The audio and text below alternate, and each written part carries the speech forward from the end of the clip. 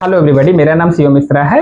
अगर दो पार्टीज आपस में अगर किसी पर्सन के अगेंस्ट में कोई क्रिमिनल ऑफेंस अगर रजिस्टर्ड हो गया है, तो अगर दोनों पार्टीज, एक पर्सन उसमें विक्टिम होता है, एक पर्सन एक्यूज पर्सन होता है, तो अगर दोनों पार्टीज आपस में अपने मैटर को शॉर्ट आउट करना चाहते हैं, कंप्रोमाइज करना चाहते हैं, तो जो हमारे जो एक्ट हैं, जो लेजिस्लेशन ने जो एक्ट बनाया है, उसमें इसके बारे में प्रोविजन है।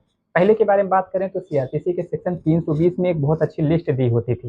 प्रेजेंट टाइम में बीएनएसएस के आने के बाद सेक्शन 359 में इसके बारे में एक लिस्ट दी गई। वो लिस्ट किस किस टाइप के ऑफेंसेस के बारे में दी गई है? एक ऐसी लिस्ट है जिसमें वो ऑफेंसेस है जिसमें दोनों पार्टीज आपस में बिना किसी की परमिशन की जरूरत नहीं है। छोटे ऑफेंसेस होते हैं। अगर दोनों पार्टीज आपस में चाहती है अपने मामले को सॉल्व करने के लिए, तो दोनों पार्टीज वहां से कंप्रोमाइज कर सकती है। तो अगर बहुत पेटी ऑफेंसेस है, छोटे छोटे ऑफेंसेस है, तो जब इन एफआईआर भी दर्ज हुआ है, तो थाने के पास भी, एसएचओ के पास भी वो लिस्ट है, जहाँ पे एसएचओ के पास भी पावर है कि वो कंप्रोमाइज के हिसाब से मुकदमे में एफआईआर लगा सकता है, मतलब फाइनल रिपोर्ट लगा सकता है। कोर्ट में भी अगर आएंगे, तो कोर्ट में भी अगर उसने चार्जशीट भी फाइल कर दिया, तो अगर वो 320 की जो लिस्ट है उसमें जो लिस्ट है उसमें दोनों पार्टीज आपस में वो ऑफेंसेस जो लिस्ट दी गई है, छोटे ऑफेंसेस, उसमें दोनों पार्टीज आपस में बिना किसी के परमिशन के, बिना किसी सजेशन से दोनों पार्टीज आपस में सुलह समझौता कर सकते हैं। कुछ ऐसी लिस्ट भी है उसी 320 में और प्रेजेंट टाइम में 359 बीएनएसएस में, कि जिसमें दोनों पार्टी सुलह समझौता तो कर सकते हैं, लेकिन इसके लिए उनको कोर्ट से परमिशन की जरूरत पड़ती है। तो कोर्ट के पास एप्लीकेशन देते हैं। अगर कोर्ट को लगता है इंटरेस्ट ऑफ जस्टिस के लिए ये जरूरी है, तो डेफिनेटली कोर्ट परमिट करती है, तो वो पार्टीज जो ऑफेंसेस दोनों एक्यूज और विक्टिम दोनों लोग आपस में कंप्रोमाइज कर लेते हैं और मुकदमा खत्म हो जाता है। लेकिन कुछ ऐसे ऑफेंसेस हैं, जैसे दो पार्टीज के बीच में हुई है और वो दोनों ना लिस्ट में नहीं है, जो 320 सीआरपीसी और प्रेजेंट टाइम में 359 बीएनएसएस में वो ऑफेंसेस है जो लिस्ट नहीं, लेकिन दोनों पार्टीज आपस में कंप्रोमाइज करना चाहती है, तो दोनों लोगों को हाई कोर्ट जाना चाहिए, ऑनरेबल हाई कोर्ट जाइए। हाई कोर्ट में पहले 482 सीआरपीसी में ऑनरेबल हाई कोर्ट के पास इनहेरेंट पावर है, और प्रेजेंट टाइम में 528 बीएनएसएस में हाई कोर्ट के पास आप जाते हैं, उस प्रोसीडिंग को आप क्वेश्चन कर सकते हैं, उस एफआईआर को आप क्वेश्चन कर सकते हैं, दोनों पार्टीज के बीच में कंप्रोमाइज क्या कर सकते हैं, आप कोर्ट में फाइल कर सकते हैं।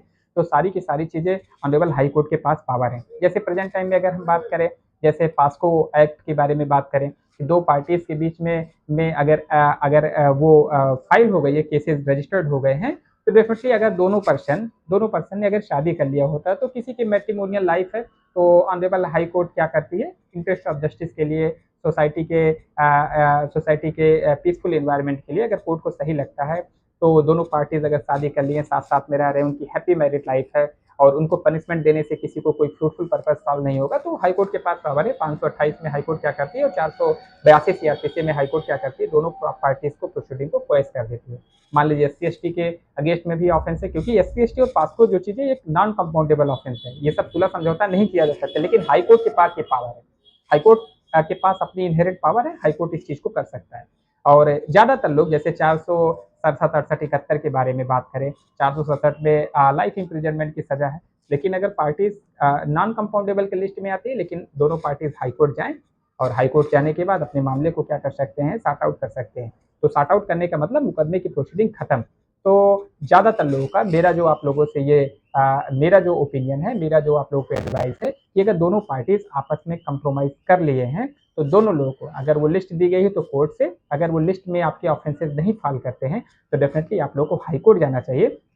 हाई कोर्ट क्या करती है, दोनों लोगों को कंप्रोमाइज को क्या करती है, अगर वो इंटरेस्ट ऑफ जस्टिस के लिए सही होता है, और उससे सोसाइटी में इंटरेस्ट ऑफ जस्टिस के लिए सही होता है, सोसाइटी में वेलफेयर के लिए अच्छा होता है, दोनों पार्टीज के लिए अच्छा होता है, इंटरेस्ट ऑफ जस्टिस के लिए अगर यही चीजें सही है, तो हाईकोर्ट उस प्रोसीडिंग को क्या कर सकता है, उस कंप्रोमाइज को एक्सेप्ट करके मुकदमे को खत्म कर सकता है। ऐसा जरूरी नहीं। अब आप ये सोचेंगे कि मर्डर का एलिगेशन किसी के अगेंस्ट में, तो स्टेट के अगेंस्ट में ऑफेंस है, तो ऐसा कोई बात नहीं कि हाईकोर्ट के पास पूरी पावर है। मैंने आपको बताया इनहेरेंट पावर है, लेकिन इंटरेस्ट ऑफ जस्टिस के लिए अगर वो बातें सही रहेंगी, तभी हर लेवल हाईकोर्ट करेगा, हर एक ऑफिसर नहीं कर सकता।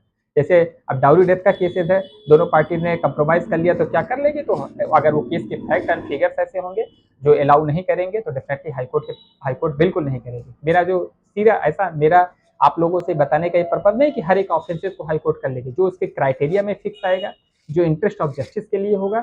जैसे 302 के ऑफेंसेस है, 103 बीएनएसएस के हैं, मर्डर के एलिगेशन है, तो दोनों पार्टीज आपस में सुलह कर सकती, नहीं कर सकती, हाईकोर्ट भी उसको परमिट नहीं करेगा, क्योंकि ये दो पार्टीज के बीच में ऑफेंस नहीं मेड आउट हुआ है, ये स्टेट के अगेंस्ट में ऑफेंस हुआ।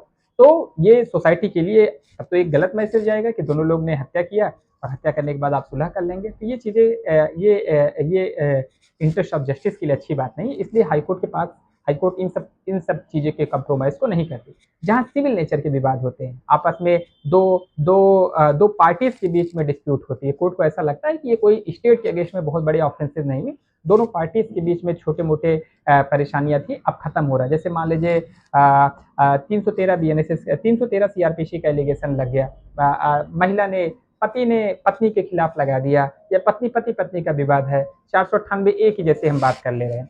498 ए की जो प्रोसीडिंग होती है पहले के बारे में है, प्रेजेंट टाइम में सेक्शन 85 बीएनएसएस है। तो सेक्शन 85 बीएनएस है, पहले 498 अगर पत्नी ने पति के खिलाफ लगा दिया मुकदमा तो प्रोसीडिंग चलेगी। तो लेकिन क्या कंपाउंडेबल ऑफेंस है? तो ये कंपाउंडेबल ऑफेंस की लिस्ट में नहीं आता, मतलब दोनों पार्टीज सुलह समझौता करके मुकदमे को नहीं खत्म कर सकते। बट आप ना कोर्ट के परमिशन से आप सुलह समझौता कर सकते हैं, लेकिन आप ऑनरेबल हाई कोर्ट जाते हैं, हाई कोर्ट में पिटिशन फाइल करते हैं, क्योंकि दोनों लोग का मैट्रिमोनियल डिस्प्यूट है, दोनों लोग आपस में प्रॉब्लम्स है। तो इस तरीके से हाई कोर्ट क्या करती है, इंटरेस्ट ऑफ जस्टिस के लिए इसको पिटिशन को उनके कंप्रोमाइज को एक्सेप्ट करके मुकदमे को खत्म कर देती है।